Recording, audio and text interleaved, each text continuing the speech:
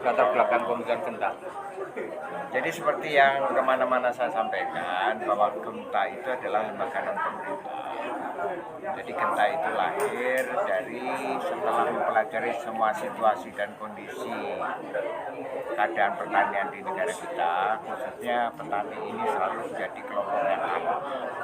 Nah, kita akan mengangkat petani itu menjadi pemenang di negara agraris ini. Bagaimana caranya?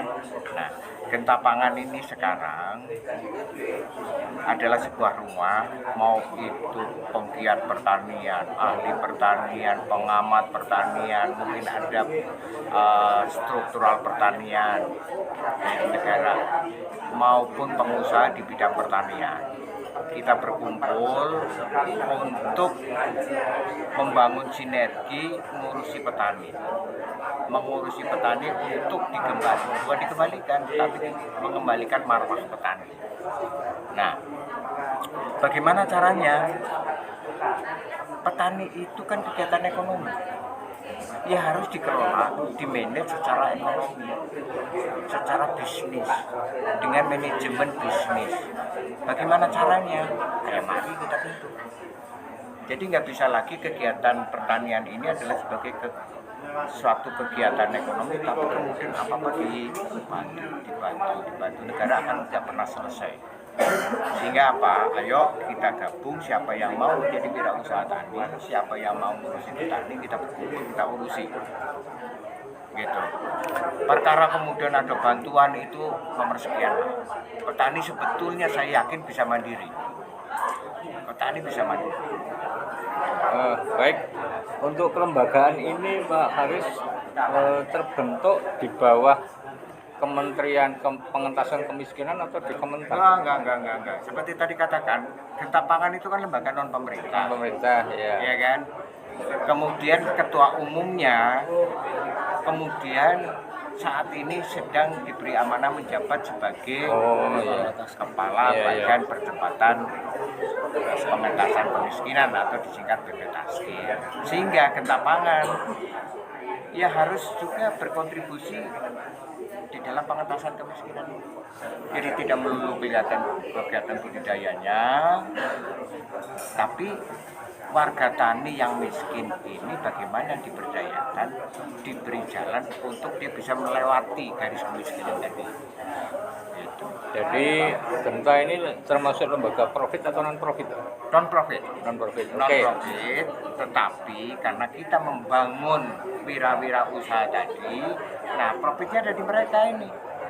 Setelah kita bangun, kemudian mereka bisa melakukan kegiatan ekonomi dan untung, wajar dong mereka menjadi mendonasikan sebagian keuntungannya dilewatkan Genta untuk melakukan pendidikan, pelatihan, fasilitasi, pendampingan dan lain sebagainya untuk meningkatkan kinerja kegiatan ekonomi petani kita. Oke. Kemudian tadi saya dengar untuk meningkatkan sumber daya manusia dari anggota Genta tadi akan dilakukan BIMTEK. Oh iya. Kemudian pendanaan dari BIMTEK dari mana, Pak? Anggota Genta itu kan punya duit, Mas. Kan gitu. Nah, kemudian yang ngajarin itu kan juga dari keluarga sendiri. Kita ambil dari keluarga Genta ini, sing pinter gawe pupuk, suruh ngajari pupuk. Sing sudah jadi pengusaha tani, kita suruh ngajari pengusaha tani. Bahkan dari kita pun yang mau memiliki pengelolaan miskin ya ono, Pak.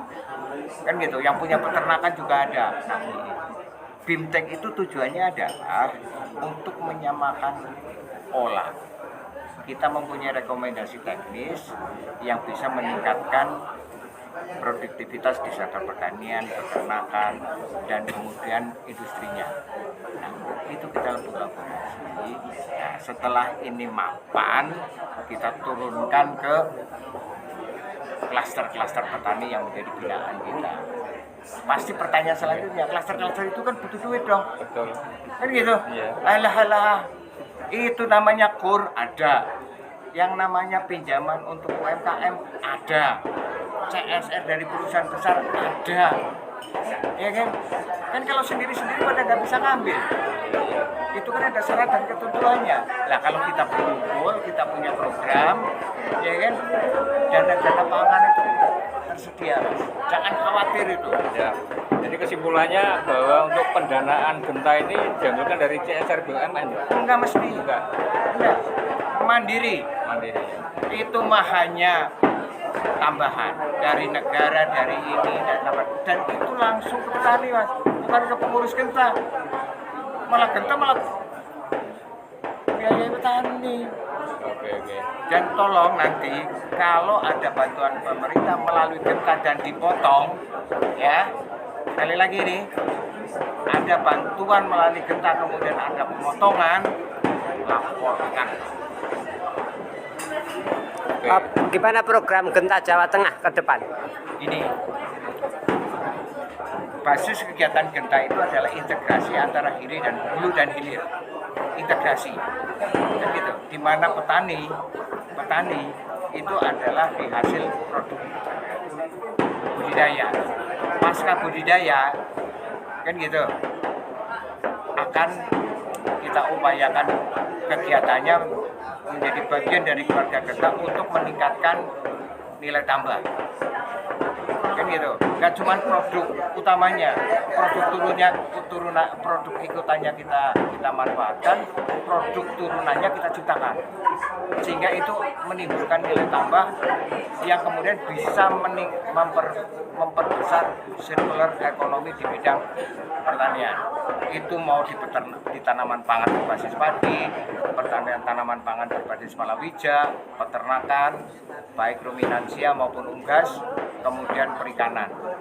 Pokok intinya adalah kita sediakan benih yang terbaik, kita sediakan pakan atau pupuk atau obat tanaman yang terbaik, sehingga produktivitas itu meningkat dari existing yang sekarang itu paling tidak adalah 20%. Itu target dan itu menjadi target utamanya kita. Harapan pengurus Genta Jawa Tengah, harapan dan ajakan pengurus Genta Jawa Tengah untuk masyarakat Jawa Tengah, Pak. Pokoknya kompak, yang gawe sing bener, guyub-guyubun ngurusi kegiatan ekonomi petani pasti akan memberikan dampak ekonomi bagi yang ngurus secara benar.